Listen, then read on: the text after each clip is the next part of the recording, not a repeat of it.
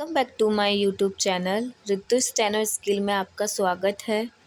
80 की स्पीड से Jansatta dictation 5 second बाद शुरू हो रही है। स्टार्ट। लोकतंत्र का एक साधारण बुनियादी महत्वपूर्ण यथार्थ है जो मोदी के अंधभक्तों को समझ नहीं आया है। यह है कि अगर कानून व्यवस्था को कमज़ोर किया जाता है किसी तरह तो लोकतंत्र भी कमज़ोर होता है। कई देश हैं जहां कानून तानाशाह शासकों की मर्जी से चलता है। कई ऐसे देश भी हैं जहां कोई शाह या आयतुल्ला अपने आप को ईश्वर का दूत मानकर फैसला करता है कि किसको दंडित किया जाएगा और किसको रिहा किया जाएगा। ऐसे देश अक्सर मजहब के पहरेदारों को शासक बनाते हैं। फिर चीन और रूस जैसे देश हैं जहां कानून वही होता है जो शी जिनपिंग या व्लादिमीर पुतिन कहते हैं। उनका मकसद है अपनी तानाशाही को सुरक्षित रखना। हाल में पुतिन ने फैसला किया कि वॉल स्ट्रीट जर्नल का एक पत्रकार जासूसी कर रहा है और उसको जेल में बंद कर दिया गया। स्टॉप पैरा माना कि ऐसे देश में कई तरह से भारत से ज़्यादा विकसित हो गए हैं।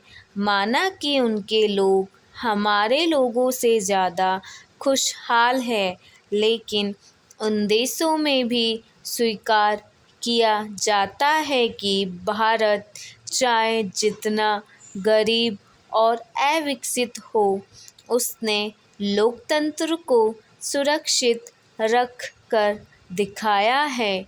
दुनिया की गरीबी देश भी लोकतांत्रिक हो सकते हैं। मुझसे जब कोई विदेशी पूछता है कि भारत की सबसे बड़ी उपलब्धि क्या रही है तो मैं हमेशा कहती हूँ कि लोकतंत्र को कायम रखा है हमने।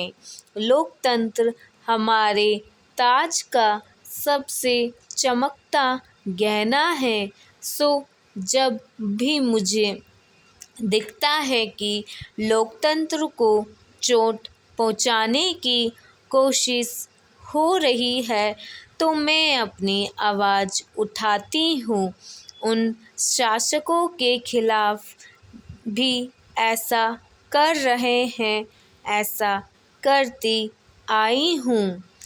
स्टॉप पैरा पिछले सप्ताह मैंने आवाज़ उठाई योगी आदित्यनाथ शासन के खिलाफ, इसलिए कि जो जश्न मना रहे हैं भक्त लोग अतीक अहमद और उसके भाई अशरफ की पुलिस हिरासत में गैर कानूनी हत्या को लेकर मैं उसे गलत मानती हूँ और ख़तरनाक भी।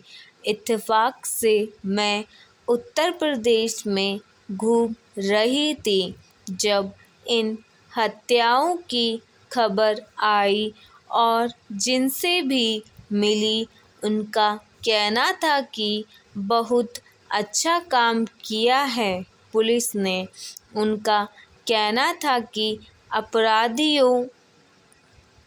अपराधियों के इस परिवार ने ताकतवर राजनेताओं का संरक्षण लेकर दशकों से आम लोगों की ज़मीनें छीनी है और डरा धमकाकर पीड़ितों को चुप कराया है। सो जो हुआ अच्छा हुआ। पैरा यही बात सुनने को मिली टीवी की चर्चा में और सोशल मीडिया पर। योगी आदित्यनाथ इन लोगों की नज़रों में बहुत बड़े नायक बने हैं। माफिया राज को खत्म करके जब कहते हैं कि मिट्टी में मिला देंगे इन माफियाओं को, तो तालियां बजाती है उनकी प्रजा।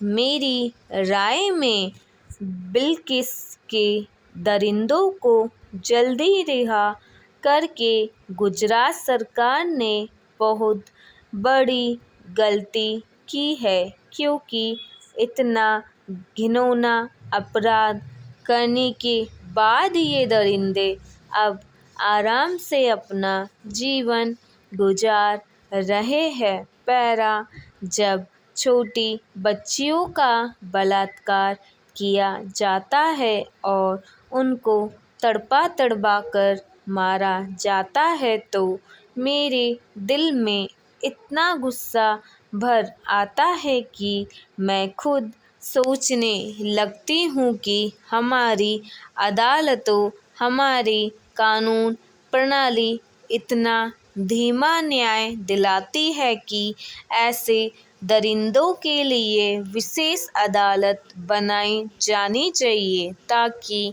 बरसों तक मुकदमे ना चले।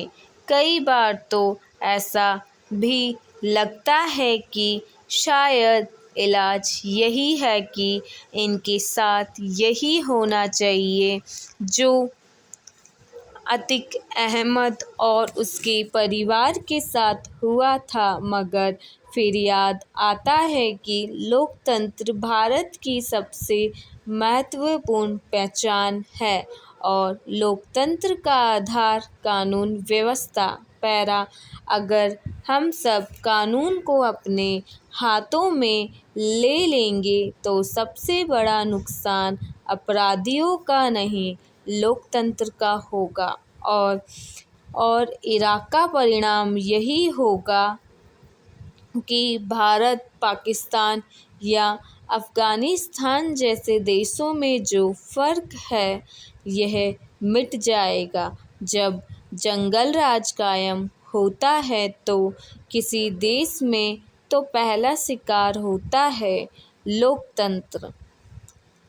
अफ़सोस कि इस बात का हमारे देश में बहुत कम लोग समझ पाए हैं।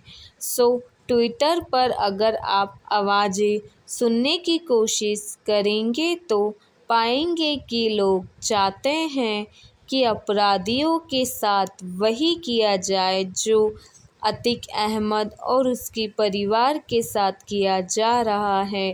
दंडित करने का ये छोटा रास्ता ज़रूर है, लेकिन इसका खामियाजा बहुत महंगा पड़ता है। असली समाधान यही है कि हम अपनी अदालतों और कानून व्यवस्था को मजबूत करें, ताकि न्याय मिलने में इतनी देर ना लगे और आरोपियों के दिलों में कानून का डर पैदा हो।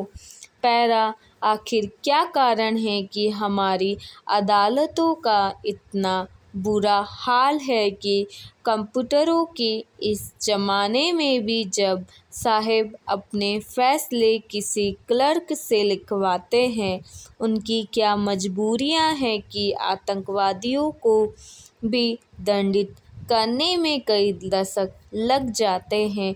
इतने लंबे लंबे फैसले क्यों लिखवाते हैं, और वह भी ऐसी भाषा में जो हम आप समझ ना सके। ऐसा नहीं होता अन्य लोकतांत्रिक देशों में। विकसित पश्चिमी देशों में लोग जानते हैं कि लोकतंत्र की बुनियाद है मजबूत कानून व्यवस्था।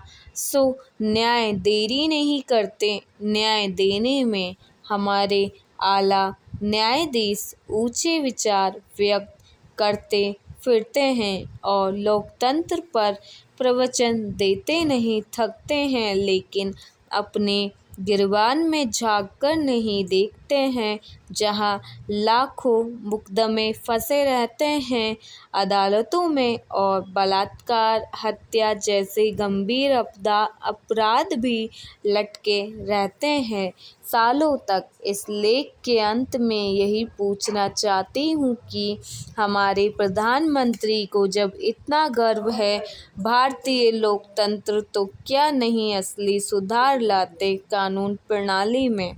थैंक यू, धन्यवाद।